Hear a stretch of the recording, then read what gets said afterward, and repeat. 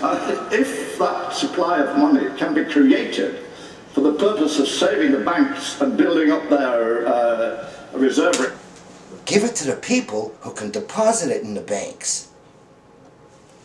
It can be used for more important economic purposes and for development and for investment and for expansion in this economy. It is printing money. We've been told for decades, those of us who had a glimmering of social credit in our economics, that you can't print money. It would be terrible. It would be disastrous for the economy to print money. It leads to inflation. Well, we've printed 375 billion of money. It hasn't produced inflation. Inflation is falling. Okay! Printing money fights inflation. Only if real inflation was shift B. Remember Argentina? They had 1,000% inflation rate. Then all those provinces, 6 of them, started printing up all their bond bucks to pay employees, and the central bank decried all these new sources of currency. What would happen to inflation? And inflation went all the way from 1,000% all the way down to 36% a year. Now, if inflation is really too much foreclosure, and there's more money in circulation, and more jobs, and more deals, and more action, and more debt payment, you're going to have less foreclosure. And that's what happens. So, here again, he's pointing out that they've printed $370 billion in new money, gave it to 6 or 8 guys, who've loan sharked out as much as they could, I suppose, but it hasn't caused any inflation. Shift A. I'm sorry, in mid-diatribe, I don't mean inflation is falling. It has been possible to do that. Now, why can't we do it for more useful purposes? Like giving some to the people. Than shoring up the banks. The Americans have done it. Well over $1 trillion. I know, but it all went straight to the banks too. Of quantitative easing in the States. The European Bank is now contemplating it. Mr. Draghi casts around for desperate solutions to the stagnation that's hit the Eurozone. And the Japanese, surprisingly, have done it only last week. So if all can do it, if it's been successful here, if it hasn't led to inflation, we should be able to use that for more productive economic purposes. You know, it's the first time actually we're hearing evidence about how the printing of money leads to less inflation, right? Or all that money didn't cause more inflation, did it? All those new chips. We create money, quantitative easing. Chips. Go on and create more money.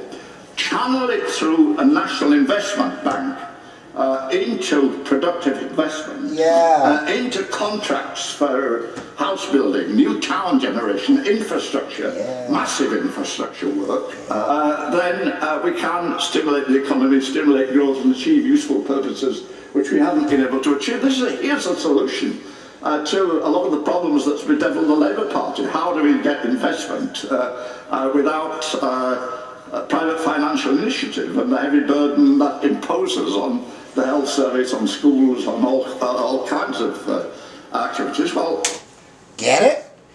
Quantitative easing for everybody but the banks. And then the banks can take in all those new deposits. Why not? Pretty good, eh? Quantitative easing, contracts for housing or infrastructure work which have a payoff point and which produce an investment, which produce an asset for the state. So that's my proposal, allocated by the monetary policy, creation policy, committee, which I advocated earlier under the article from Martin Wolf. Okay, so we've heard a workable social credit solution. Quantitative easing for the poor. That's, I think, the way we should approach it. That's why I welcome today's debate, because it has to be the beginning of a debate in which we open our minds to the possibilities of managing credit more effectively for the better building of the strength of the British economy. And no one's there listening. Isn't that a shame? Thank you, Madam Deputy Speaker. And I'll speak very briefly. I want to put on record my gratitude, I suppose, to the Honourable Member for Wickham for having initiated this debate and his co-sponsors from the various parties. And I must say, having heard his speech, or most of his speech, I apologise for being late, even more satisfied that when I cast my vote for him to join the Treasury Select Committee, it's the right thing to do, because he's introduced an incredibly important debate, and as has been mentioned already, this is an issue that has not been debated for well over a century, and I think we wouldn't be having this debate if it wasn't for the fact that we are still in the midst of tumultuous times. We had the banking crash, we had the corresponding crash in confidence in the banking system and in the wider economy. And now we have a problem of underlending, partly as a consequence, particularly to small and medium-sized business. So this could not be more important. And the member for, I'm going to say my honourable friend, because we work on many issues together, for Alderman Roynton, pointed out at the beginning of his speech that this is an issue that is not well understood by members of the public. Well, and I think was mentioned later on in his speech. Nor the members of Parliament. This is an issue which is also not well understood by members of this House, by members of Parliament. And I would include myself in that, and I suspect most people here would be humble enough to recognise that this is such a complex issue, this banking wizardry we're discussing today, that very few people really properly understand it. And yeah, please. I thank the honourable gentleman, and I totally associate his comments about ignorance, and I include myself in that. But it seems to me that the system is really broken. So there's something very wrong with the system. It is not, if the system isn't broke, don't fix it. The system is broke, and someone's got to fix it. He made some... Call on a banking systems engineer! Brief remarks, I'm going to come to that. But the only one. I was just about to make that if members of Parliament don't really understand how money is created, and I really believe that is the majority. And they're not there finding out. Discussions I have been having. How on earth can we be confident that the reforms we brought in over the course of the last few years are going to work, are going to prevent repeat collapse of the sort which we saw before the last election? And my view is that we can't be confident, that it's the impulsive position of ignorant members, and again, I'm not intending to be rude to people, I include myself in that bracket, but the impulse for so many people has been to simply call for more regulation, as if that's going to magic away these problems. But as my honourable friend mentioned, there were 8,000 pages of guidance in relation to one aspect of banking that he discussed in his speech. The problem is not a lack of regulation, it's the fact that the regulations that exist miss the goal in so many respects. And the problem has become so complex, banking has become so complex, so convoluted, that we need an entirely different approach. Use poker chips. Not so complex. And I would say the majority of people outside of Parliament, when you talk to them about banking, have a fairly simple view. That the bank takes deposits and then lends, and that's the way it's always been. And of course there is an element of that, but it's so far removed from where we are today that it's only a very tiny element. That most people, or many people at least, understand fractional reserve banking, which might have, yeah, please. But I think most people do understand the concept of fractional reserve banking, even if they don't know the term. The idea that banks lend more than they can back up with the reserves they hold. Yeah, please. You mentioned Metro and the banks lend more chips than they can back up with the reserves they hold. Not of collateral, of old chips. Get the difference? The loaning out of the new chips isn't based on the collateral that was pledged. It's based on whether there's old chips in the deposit. And when they're gone, they got to call in the chips of a loan, despite the collateral being there. That's how crashes work. But even fractional reserve banking is just the start of the story. Because as we've heard, and I'm not going to repeat in detail, but banks themselves create money. They do so by making advances, and with every advance they make a deposit. And this is something which I think is so poorly understood by people outside and inside of this house. New chips! This is poorly understood. Extraordinary power on the banks, and necessarily and naturally and understandably banks will use that power and have used that power in the interests of banks. But it's created extraordinary risk. And the risk, unfortunately, because of the size of the banks and because of the interconnectedness of the banks, the risk is on us, which is why I'm so excited by the challenges that my honourable friend has just described. But as I said, this is fringe, this is right on the edge. I mean, it's an extraordinary thing to imagine that at the height of the collapse, that for every £1.20, that the banks held just £1.25 for every £100 they had lent out. So we are in a very precarious situation.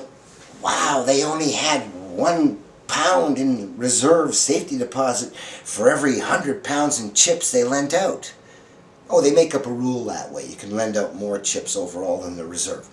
Wow, isn't that horrible? They only had one. They should have had £2 for 100 in volume in chips.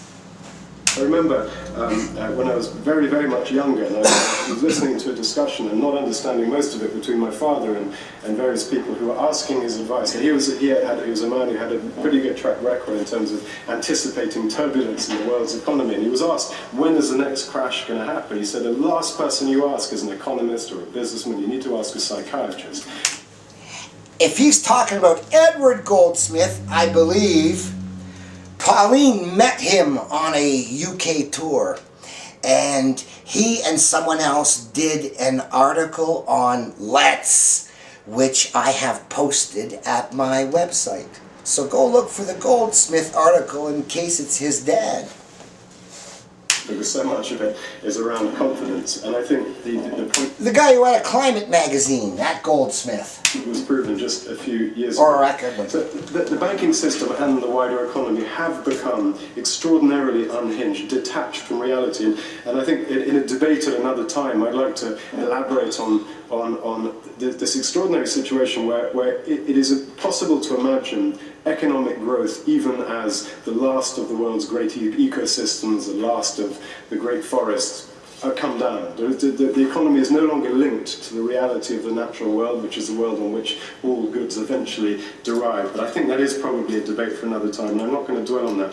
But we did have, yes please, but it's possible to imagine how that might happen. Certainly ecological collapse, but we're talking about the banking system here, and the two are not entirely separate. But we did have a wake-up call just a few years ago, just before the election. My concern is that we haven't actually woken up, that it seems to me that we haven't introduced any significant, meaningful reforms which go to the heart of the problems we're discussing today. It seems to me that we've been tinkering on the edges, and I don't believe Parliament has been as closely involved in that process as Parliament should be. Parliament, no one's there. that I described at the beginning of my remarks. So I just want to put on the record my support for a meaningful monetary commission of some sort to be established, or an equivalent of, where we are able to actually examine the problem. Pros and cons of shifting from a fractional to something closer to a full reserve banking system, as a number of members have discussed today. This is something we need to understand. What are the And I want to get rid of the reserve ratio, make it a full